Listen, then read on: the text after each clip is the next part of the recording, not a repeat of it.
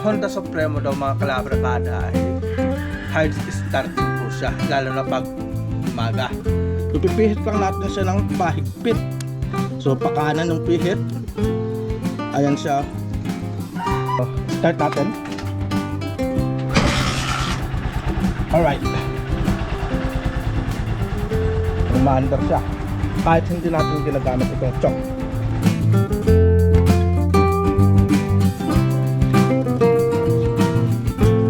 Yo, what's up? Magandang hapon sa inyong lahat mga kalabrakada, at welcome back again sa ating panibagong episode. So sa episode pala na to ay usapang Honda Supremo na naman po tayo, at pag-uusapan natin ngayon yung mga nababasa ko po sa mga comment, sa mga posts na itong Honda Supremo daw mga kalabrakada ay hard starting po siya, lalo na pag umaga. So may nakikita ako na paano ba yung ginagawa. May nagsasabi na napakahirap na i-start gamit yung push button. Tapos yung iba naman kahit na i-kick na lang ng i-kick ay hindi raw siya umaandar, at napakahirap talaga na paandarin yung Honda Supremo. So ngayon sasagutin natin lahat yung mga katanungan na yan, no? Dahil mismo ako ay na kukonfuse kung ano nga ba yung dahilan, no? At minsan kasi na susubukan ko rin yun dito kay Raptor. So unang-una, bakit nga ba may nakalagay na choke dito sa Honda Supremo? So yun yung isang pagbabasihan natin tungkol dyan, no? Sa hard starting. Tapos isa pa, may gagawin tayo na para masolusyonan yung hard starting na yan. So ang gagawin natin ay susubukan natin siyang start ng hindi naka-choke. Dahil mapapansin nyo, hahawakan ko tong tambutso, napakalamig niyan kasi hindi pa nagagamit itong Honda Supremo, hindi pa nagagamit sa Raptor. Mga 3 days na yata na hindi ko nagamit itong si Raptor. So yun ang napakagandang i-content natin ngayon, dahil siyempre hindi nga nagagamit to. Dahil siyempre sabi nga nila, pag matagal na hindi nagamit, yun yung time na pag gusto mong paandarin, yun yung pinakamahirap daw na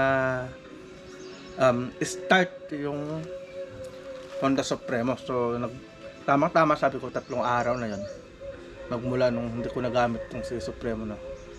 So ito yung pinaka the best na oras para solusyonan o sagutin yung mga katanungan ng mga ibang nagko-comment sa atin, saka yung ibang nagpo-post na hard starting to. So bago tayo magpatuloy, ay nais ko munang hilingin sa inyo ang kunting lambing na sana ay mag-subscribe na po kayo, at huwag kalimutan i-click yung notification bell para updated po kayo lagi sa mga bagong video na i-upload natin. Alright, so yun mga kalabrakada, no? At uumpisahan natin ay start natin tong si Raptor na hindi natin gagamitin yung choke. Titingnan natin kung mag-start nga ba siya o hindi, pero 2 beses lang natin gagamitin yung push button, tapos 2 beses din natin gagamitin yung kick start niya na hindi natin pinipihit ang choke. Alright, simulan natin ito.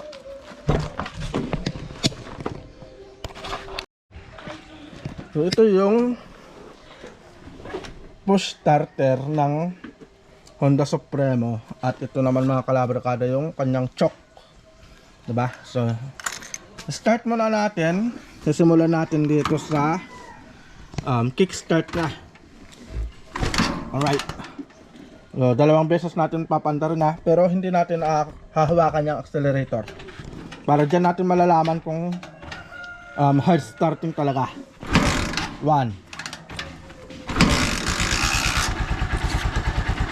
Yun, di ba? Sa pangalawang under pa lang, umandar na tong aking alaga si Raptor. So dyan nyo makikita mga kalabarkada na hindi siya hard starting kahit na na-stuck na siya ng matagal. So 3 araw siyang hindi nagamit. Pero tignan nyo mga kalabarkada, sa 2 beses pa lang na pag-kick natin, hindi siya hard starting, umaandar siya agad. So, hindi na natin ginamit yung accelerator, hindi rin natin ginamit yung choke. So ngayon, papatayin muna natin. Alright mga kalabarkada na, so nakita nyo na kahit hindi natin gamitin yung choke at yung accelerator ay umandar siya. At dyan mo makikita mga kalabarkada na hindi siya hard starting at kondisyon yung makina. So ngayon, ito naman yung papakita ko sa inyo mga kalabarkada na, dahil ito yung dahilan kung bakit minsan hard starting yung mga Honda Supremo. So gagawin natin, may kunting gagalawin lang tayo. So ito yung i-share ko sa inyo para naman makapagbigay ako ng idea para hindi naman hard starting yung mga motor nyo o kagaya ng Honda Supremo. So gagawin natin mga kalabarkada ay may pipihitin lang tayong napakakunti lang dun sa may carburetor. So kung makita nyo, napakaliit nitong flat screw na gamit ko. Dahil yung malalaking flat screw kasi hindi siya magkasya. So itong gagamitin natin. So saan nga ba tayo pipihit mga kalabarkada, no? So ito, papakita ko sa inyo. Ito yung carburetor, diba? Maraming na nalilito dito dahil dalawa ito, isa dito at isa din dito, diba? So dito tayo magpipihit mga kalabarkada na dito. Pero ang gagawin muna natin, babalik natin muna siya sa dati kasi pinihit ko na to pinihit ko to. So ibabalik na natin siya. So half turn lang siya, ganyan siya, half turn. Kita nyo, half turn lang siya dati So ngayon susubukan natin kung aandar siya.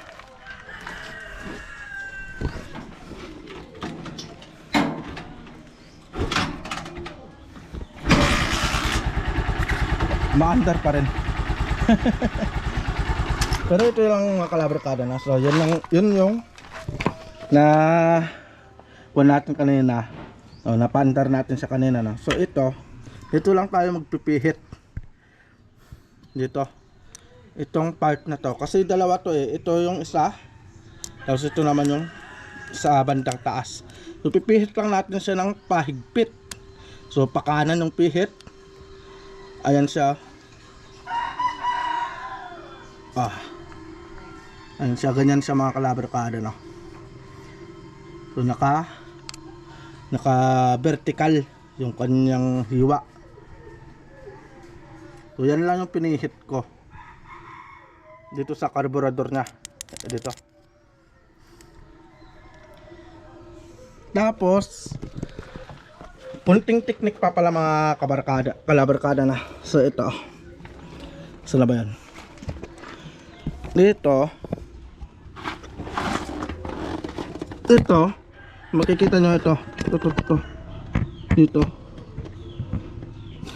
So ang gagawin namin, ginawa ko dito, nagdagdag lang ako ng konti. Hindi siya paluwag pahigpit ulit, pero napakakunti lang ang ginawa ko para medyo mag-gas up siya ng konti. Pero napakakunti lang, parang ipihit mo lang ng konti, parang nasa 90 degrees lang siya. Ganun lang yung pinihit ko. So yun yung mga dalawang gagalawin lang natin dito kay Honda Supremo. Start natin. Alright,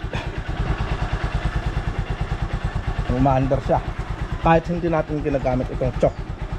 At yung push starter. Kita nyo naman kung gaano ka-kondisyon itong si Raptor, itong alaga ko mga kalabarkada na.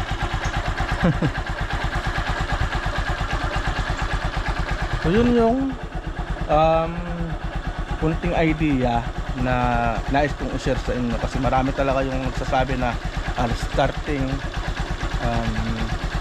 napakahirap i-kick, tapos isang down kick na daw hindi pa rin umaandar yung kanilang mga Honda Supremo.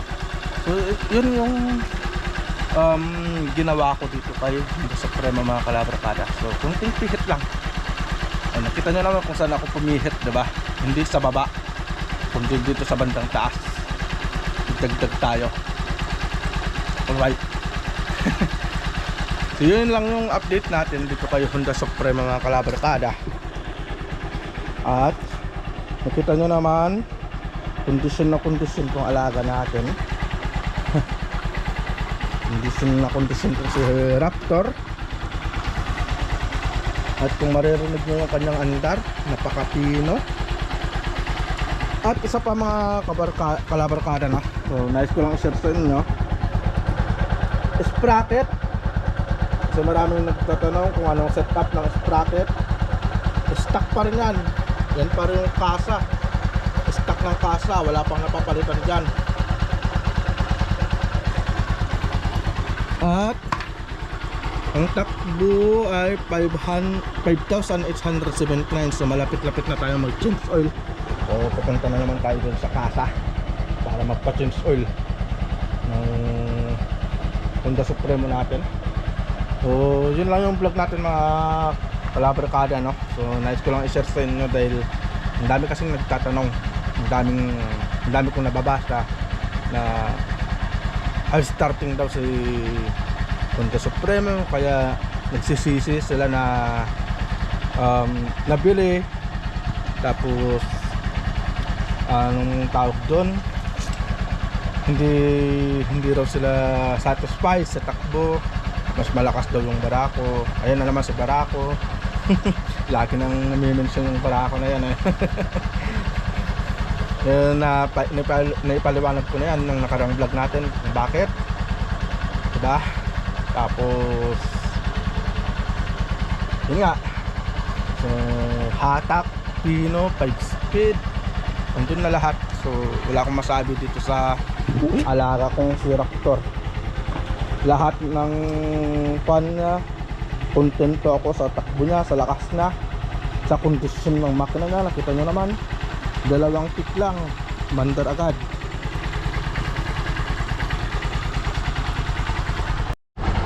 So yun lang mga kalabarkada na yung vlog natin ngayon, dahil wala din tayong biyahe at matagal-tagal pa siguro tayong makapagbiyahe. So yun lang yung nice kong i-share, kasi siyempre nice ko rin na ibigay yung kunting kaalaman ko about dito kay Raptor. Kaya maraming katanungan siguro yung nasagot natin ngayon.